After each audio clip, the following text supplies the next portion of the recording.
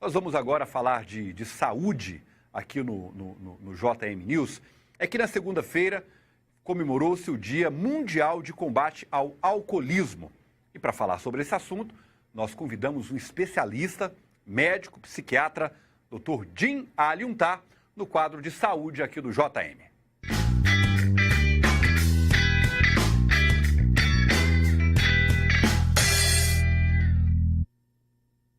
Olá, doutor Jim, muito boa tarde, é uma honra recebê-lo aqui. Igualmente, boa tarde aos telespectadores. A gente sabe que o álcool, ele traz resultados devastadores para a vida da pessoa, para a família e para a sociedade. Prejudica muito a pessoa, né, doutor? Sim, Tiago. O alcoolismo, ele é caracterizado como uma doença. Eu acho que isso talvez seja o mais importante que as pessoas entendam. Porque o alcoolismo, assim como as dependências químicas, elas recebem um julgamento moral. Fulano bebe porque é sem vergonha, fulano bebe porque não presta, esse daí... Não para porque não quer. Não para porque não quer. E isso é um julgamento moral que atrapalha demais o tratamento. Porque quanto mais isso é levado como um julgamento moral, menos a pessoa busca o auxílio que é eficiente. O tratamento para o alcoolismo, ele é bastante eficiente quando realizado conforme uma técnica baseada em evidências científicas. No caso, é necessário que tenha um acompanhamento de um psiquiatra que prescreverá uma medicação que vai ajudar ele a diminuir a fissura e os sintomas da abstinência. Porque a pessoa vem bebendo, às vezes todos os dias ou com uma frequência muito grande, e quando ele tenta ficar sem a bebida alcoólica... O organismo sente. Sente falta, e essa falta maior ela é em um nível psicológico, onde a pessoa sente tristeza, sente irritabilidade, sente ansiedade, sensações de medo. E lá por dentro ele sabe que se ele tomar mais uma dosinha, isso cessa.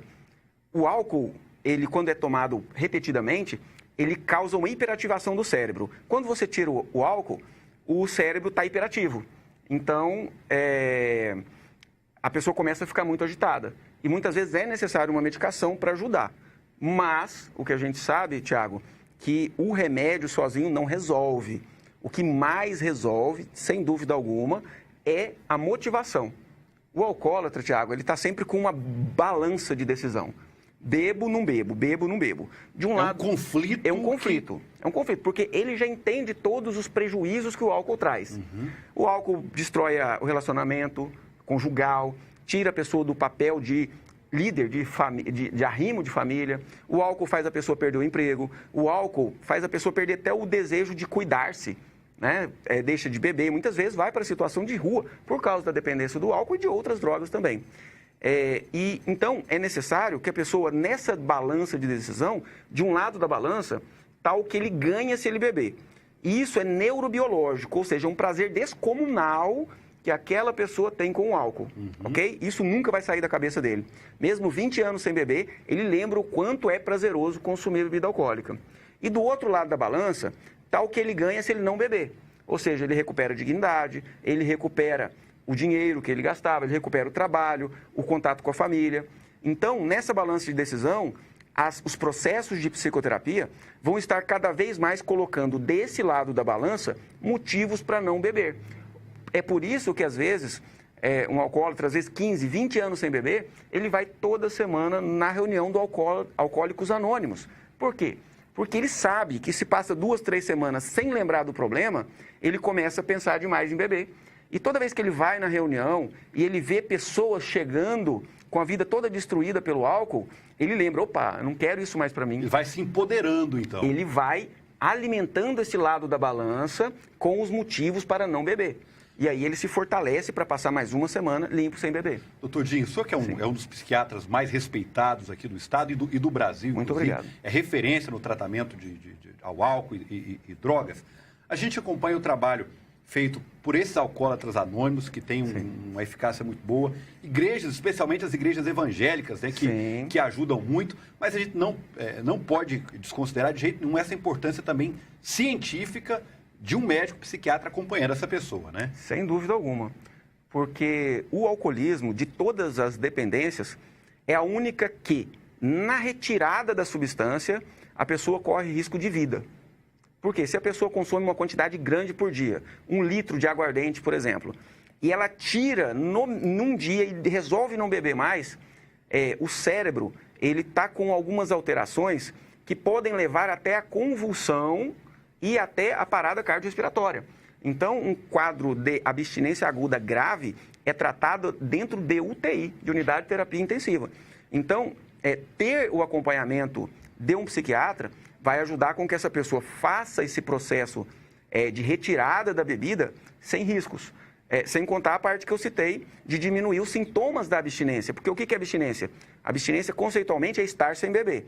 Mas existe um conjunto de sinais e sintomas, chamada síndrome de abstinência, que é o quê? Tremor, agitação, insônia. Muitas vezes a pessoa tem até alucinação, escuta vozes, vê bicho andando pela casa.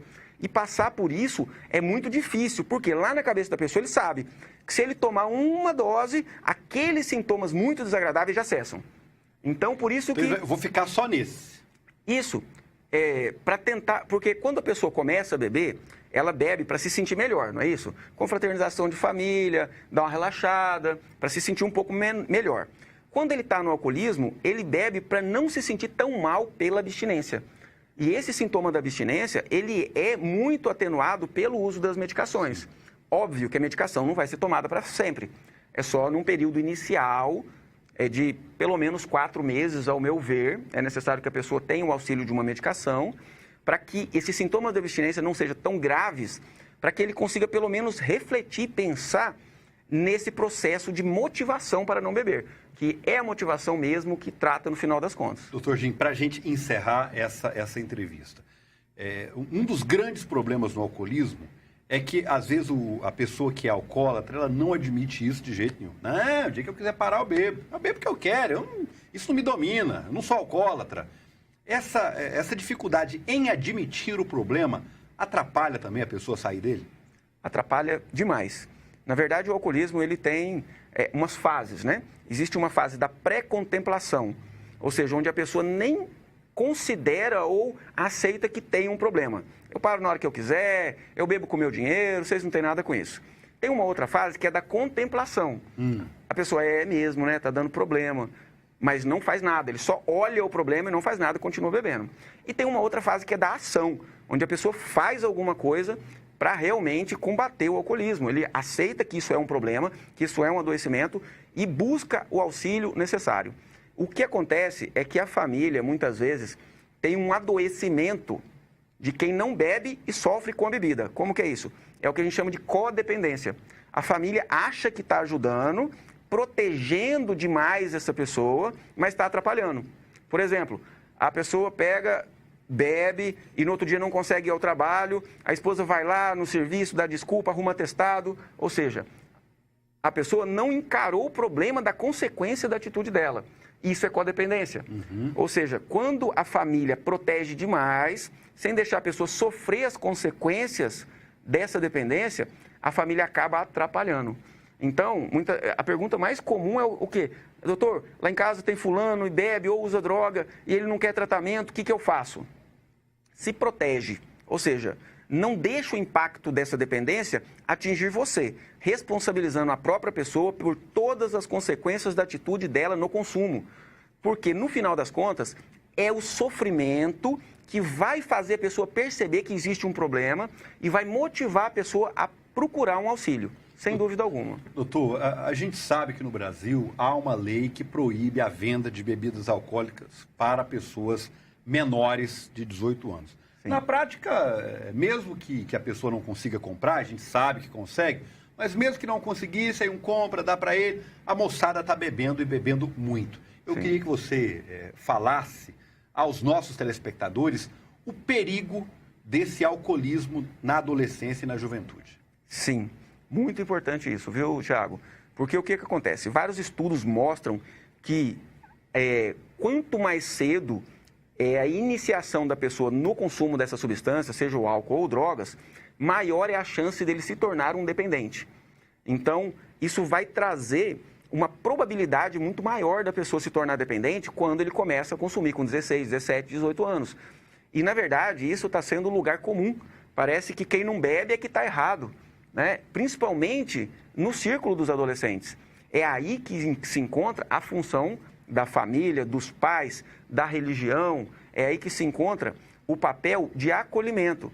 Quando o pai ou a mãe vê o filho envolvido numa situação de dependência, em vez de se colocar contra, tem que se colocar ao lado. Meu filho, o problema está aí, o que a gente pode fazer para resolver? O que está acontecendo? Se abre com o papai, vamos conversar o que está acontecendo? Porque se a família entra, pega, esculhamba, esse adolescente, esse jovem, ele vai cada vez mais se irmanar, digamos assim, com os pares da mesma idade. Ou seja, não, lá em casa eles estão brigando comigo por causa disso. Aí isso aproxima cada vez mais a pessoa de se manter dependente. Porque hoje em dia o auxílio existe e o auxílio é eficiente. Porém, existem estudos que comprovam quais auxílios realmente são efetivos. Dr. Jim Ali Untar, médico, psiquiatra, um médico extremamente renomado. Doutor, muito obrigado pela sua presença e pelos seus esclarecimentos. Muito obrigado aos telespectadores também. Uma ótima tarde ao senhor.